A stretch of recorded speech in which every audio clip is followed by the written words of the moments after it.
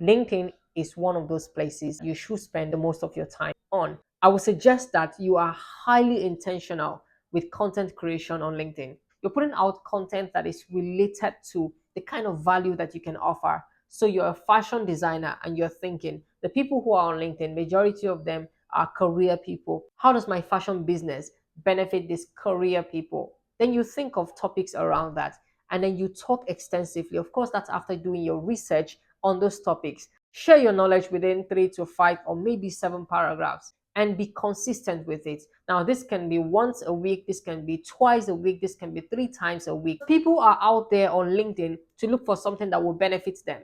And until they see something that will benefit them, they will not reach out to you for your services or for your products. So I'll give an example of what I do most times.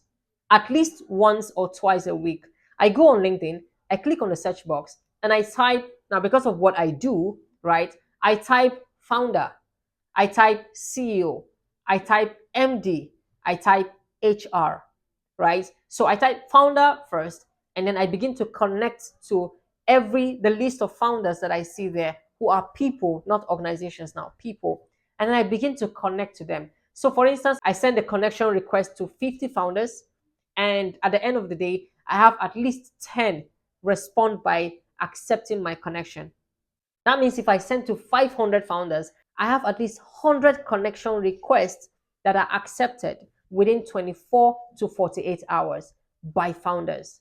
Now, this is a plus for me because what it means is that for every content I've written in the past and the content I am writing or creating, right, these founders get to see it and it gets them to learn something. And maybe, just maybe, someday they will reach out to me to say, hey, yo, what's up? So we realize that you're into businesses, you're a business consultant, you're a marketing guru, and would like you to market our product, would like you to do this. Now that is return on investment. What's the investment? I create content and then I make connections. The return on investment is that they reach out to me.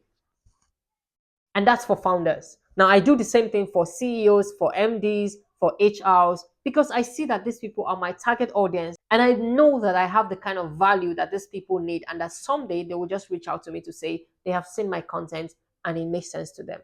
Now that's how to make valuable connections. This tip is not an instant gratification tip. It's a delayed gratification that will pay off in the long run because nobody gives out value without getting value in return. So do your due diligence by being more consistent and more intentional on LinkedIn. Please, if this makes sense to you, drop something in the comments. Peace.